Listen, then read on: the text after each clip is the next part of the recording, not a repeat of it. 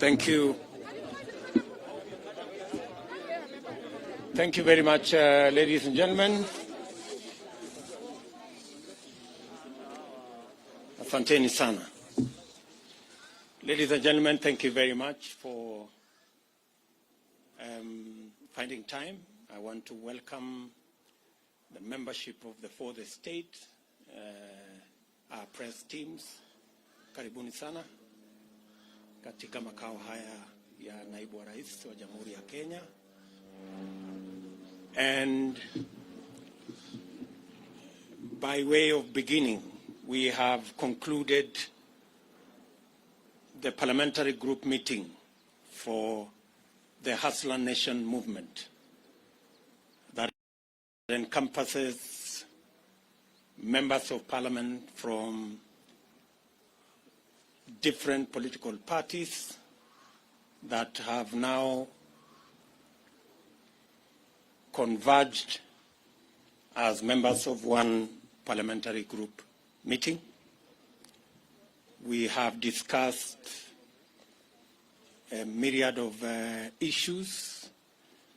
We have discussed about our political formation, the United Democratic Alliance. We have discussed on parliamentary business that is currently before the House and that we intend to sponsor and support going forward. We have discussed matters of national importance. We've had a long discussion on the current situation in the country, especially relating to the COVID-19 pandemic that has ravaged the country. We took the position as a team when the Ministry of Health announced the surge in numbers to reschedule all our public engagements until further notice, as I announced formally on my social media platform.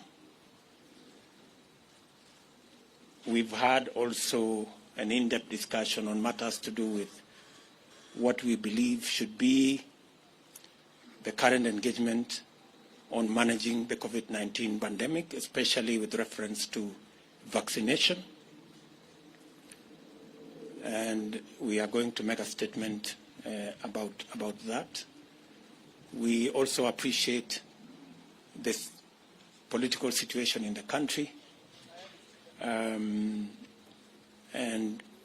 we've also discussed on other matters of housekeeping and how we intend to engage the public in our responsibilities, different responsibilities as members of parliament, as senators, and as leaders in the Republic of Kenya. Ladies and gentlemen, we have a short statement that we are going to make. We appreciate that, as we said about 2 years ago, that it was the intention of this team to change the political conversation in our country. We are very proud and happy that finally the conversation in Kenya has changed. And today we are not discussing about constitutional change. We are discussing matters economy. That we are not engaged in an exercise of trying to create positions for leaders, that we are in the passionate engagement to see how we can create jobs for ordinary citizens. That today in Kenya, the conversation is not about leaders and what is in it for them. in the next political dispensation. The discussion is what is in it for Mama Mboga, the boda guys, the ordinary people in Kenya. We are very proud that while in the past we were discussing about the Prime Minister and Deputy Prime Minister and other positions, today Mama Mboga has taken the center stage. And the boda guy is at the heart of the political conversation in Kenya. We welcome our competitors who have graciously accepted to join us in the conversation about the economy of our country, about ordinary people, about jobs, about enterprise.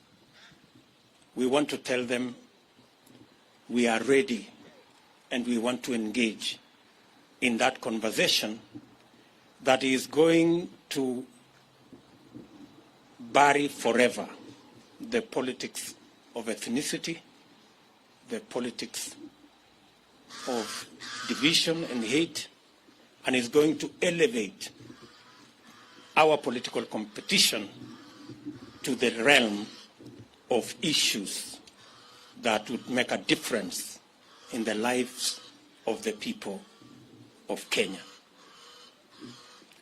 We understand that our competitors have criticized matters to do with the economy and matters to do with our bottom-up model. We welcome all the criticism because it is an avenue for us to improve on our model. And while we are at it, they should equally explain to the country how their trickle-down economic model that has not worked for the last 50, 60 years is going to work this time round. It is a healthy conversation. We want to persuade them to remove insults and the reference to bottom-up or bottoms-up liquor competition or anatomy of different parts of the body. We should get rid of those insults. Let us have a healthy competition, a conversation about the economy of our country. Kenya will be a lot better, and Kenya stands a chance to be greater when we all engage in issues, especially on the bottom-up economic model, to lift the millions of citizens of our nation that today either are jobless or are hustling, or farmers and pastoralists and herders who are on food relief. It is our very considered view that our focus on these 15 million Kenyans will not only help us broaden and expand and recruit new taxpayers. We will have the necessary, they will help us to raise the necessary resources to run government, and also the necessary resources for us to retire debt that is becoming a crisis in our country. I do not wish to say more than that. Let me now request, starting with Alice Wahome, to begin our statement. Alice. Yeah, thank you. Thank you, Your Excellency. Members of the press, this is a written statement signed by all the members that are present for this press conference. I'll start. Kenyans desire a new, inclusive, people-centered conversation on the future of our nation. That's our title. The governing Jubilee Party has collapsed. The opposition NASA coalition has disintegrated. The Hasran nation has found a new home in the United Democratic Alliance. We welcome all Kenyans who desire a greater future to join us in the United Democratic Alliance. In 2017, Jubilee was elected by an overwhelming majority on the platform of the Big Four agenda that was anchored on the success of the party's first term. Subsequently, a merger of the governing party and the opposition coalition was occasioned by the handshake that was presented ostensibly as a framework for peace and economic growth. Kenyans initially welcomed this development and hoped that the promise of a peaceful environment would facilitate the implementation of the Big Four agenda and enable the Jubilee administration to continue with its development plan. That was never to be. I will now call Soipan to continue with the statement.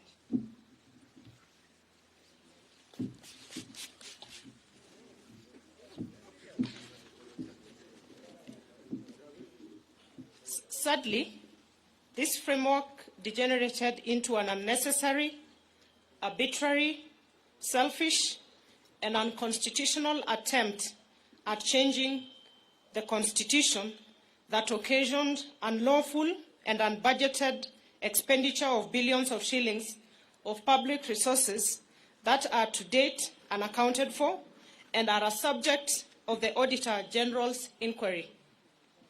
Little wonder, a recent survey has shown that 72% of Kenyans believe that the country is headed in the wrong direction. For 4 good years, the country has been engaged in the BBI process, characterized by hubris, chest thumping, blackmail, intimidation, and bribery.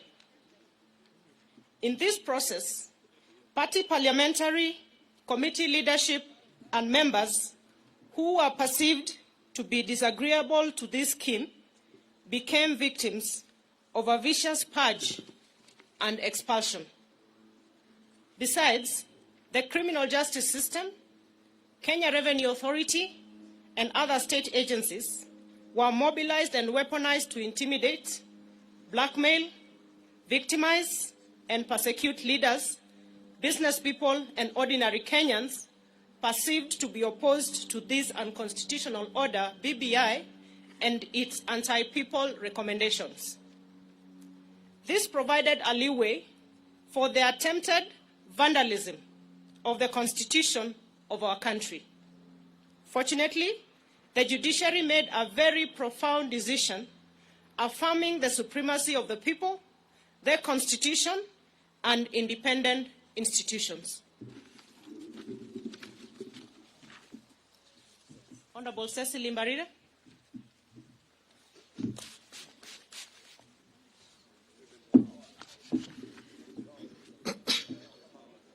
Regrettably, the NASA coalition, its principals, and their Jubilee collaborators took the government hostage, hijacked its agenda, and, 1, completely destroyed the governing Jubilee Party and dismembered the entire opposition coalition.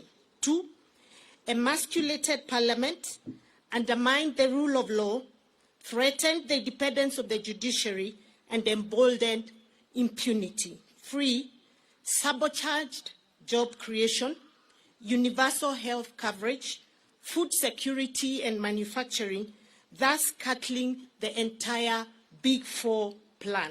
4, criminalized hustler enterprises in places like Nyamakima, Gikomba, Kamukunji, Kirinyaga Road, and River Road, amongst others. 5, presided over the brutal or inhuman evictions and demolitions of the vulnerable and destruction of private property in places like Kariobangi, Ruai, amongst many other places across the country. 6, mismanaged the economy, leading to stockpiling of public debt to unprecedented levels that has occasioned the current economic crisis that our country is facing. I wish to call upon Honorable Benjamin Tayari. Thank you. Thank you. Our approach towards a bottom-up economic and governance model. To address this sad and grim state of affairs facing our country, the Hustler Nation, forged by the people in the diversity from all parts of the country, here represented by leaders from across the political divide, believe in a new economic and political paradigm that prioritizes 1, bottom-up over trickle-down economics. 2, the people over their leaders. 3, empowerment over power sharing. 4, jobs over positions. 5, enterprise over patronage. 6, economic transformation over opportunistic constitutional amendment.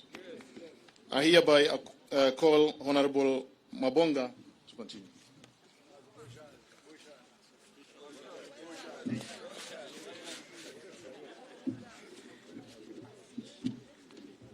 Focused on this new paradigm and through a bottom-up economic and governance model, it's possible to enable the over 15 million Kenyans at the bottom of the pyramid to be active and meaningful participants in the economy through deliberate, 1, public/private labor-intensive investment framework to create jobs. 2, financing instruments and mechanisms to spur, promote, and empower hustler enterprises such as Mama Mboka, hawkers, bodabodas, artisans, artists, among others. And then 3, facilitation and enhancement of productivity of farmers, pastoralists, fisher folk, and other actors within agriculture value chain. Number 4, implementation of manufacturing and industrial program that prioritizes cottage industries as a multiplier of national productivity. In the meantime, we will continue sponsoring and supporting people-centered legislation and policies that entrench the objectives of bottom-up economic and governance model. And we will also sensitize the public to remove what is in the heads of the majority. May I take this opportunity to invite the leader of majority, Hon Aden Duale, the man of all seasons.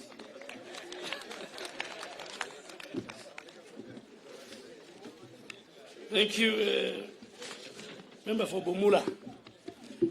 It is our considered view that to open up the economy, and this is on COVID-19 pandemic, as the PG, we have deliberated the matter, and we are saying it is our considered view that to open up the economy and to facilitate economic activity among our people, especially for the millions of hustlers, it is imperative on the part of government to proactively and decisively deal with the COVID-19 pandemic. Currently, our country in the world is focused on the speedy mass vaccination of its population. We expect the Ministry of Health to, without any further delay, to roll out the vaccination of Kenyans with immediate effect, as earlier communicated by government and more so by His Excellency the President. Through mass vaccination, we can save lives and progressively reopen our community, our economy, the way it has been done in many other countries. That is the end of our statement from the parliamentary group. We had 135 members of parliament from both houses. 15 have sent their apologies. We have 2 of our governors, the governor for Turkana, Governor Nanok, and the governor for Nandi, His Excellency Governor Sang. And I think you have heard what the PG has discussed. Any other question you want to ask, if it is not part of our statement, that means it was not an agenda and we will not discuss it. But I think, as the Deputy President has said, mine is to send a message to our competitors, because the election is about 1 year to come. They believe in constitutional reforms and constitutional change. We believe the priority is the economy, and more so the bottom-up economic model. They believe in ganging up and forming tribal chieftain. We believe in a unified, unitary state, politics based on and space created for all Kenyans. They believe in sharing of positions, and that's why you see each one of them. They have no agenda, they have no manifesto, they have no economic model. Some are saying, my business is to deny William Ruto the presidency. That is the agenda of one of the leaders. Another one is so busy with trying to revive NASA and Oka Kenya. So we are saying our manifesto, our agenda is very clear, and we want them also to put in place why the bottom-up model is not good for Kenya, but the trickle-down model that we have lived with since independence is better than what we have. So that should be the discussion. That should be the narrative. So we want the people of Kenya to choose between us and them based on very informed social, economic, political models. That's it, I think. If you have 1 or 2 questions, then before we leave. Yes, from KTN. And it should be something on this statement. Thank you, and very good afternoon. Chris Taylor from KTN. 2 questions.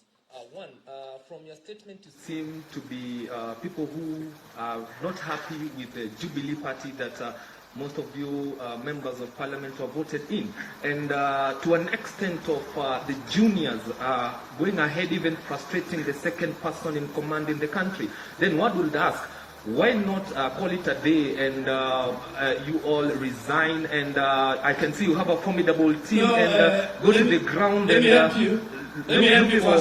for votes. The second question. The second question, I would like to know the issue to do with PEP, the People's Empowerment Party. There have been reports that there have been some wrangles between PEP and UDA, especially in the Mount Kenya region. And that's the reason why the Gatundu South Member of Parliament, Moses Kuri, is not around. Maybe you can confirm that. I think the first one, let me tell you, the members sitting behind me are members of United Democratic Alliance. We are in Jubilee normally. But the current and the future party of ours is UDA. So any other party, we will not discuss. And I think, too, we will not discuss about the person and the institution of the Deputy President. That was not part of our discussion as a PG. Any other question? My friend from NTV.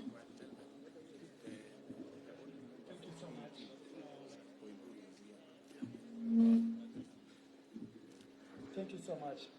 And just before you ask, on PEP, the only member on PEP who is a hustler from the Hustler Nation is here and is part of our PG. And is here. Please. Thank you so much, Seth Olale, NTA. Just to ask if UDA is working with its affiliates, TSP, Chama cha Kazi, and also you've said, leader of majority, you've said that, you know, you're either with us or not with us, but are you open as UDA, now that we're going into a general election and we have a tradition of, you know, transfer of members of parliament and even politicians to other coalitions, are you open to work with other coalitions such as OCAN, the rest? Thank you. Thank you very much, Mr. Olale. As has been communicated to you, that was not part of the discussion today. So, at an appropriate moment, when that becomes a subject of discussion in our PG, we will ably respond to what you have said. So please hold your horses. Any other question? Yes. My question is about bottom up.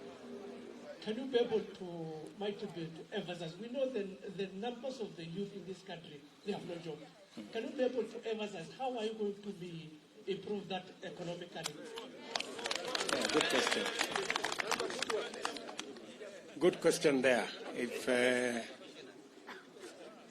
amongst the 15 million people at the bottom of the pyramid is about 4 million jobless Kenyans, it is our considered position that through policy change in investments, by investing not in capital-intensive infrastructural programs, rather investing in labor-intensive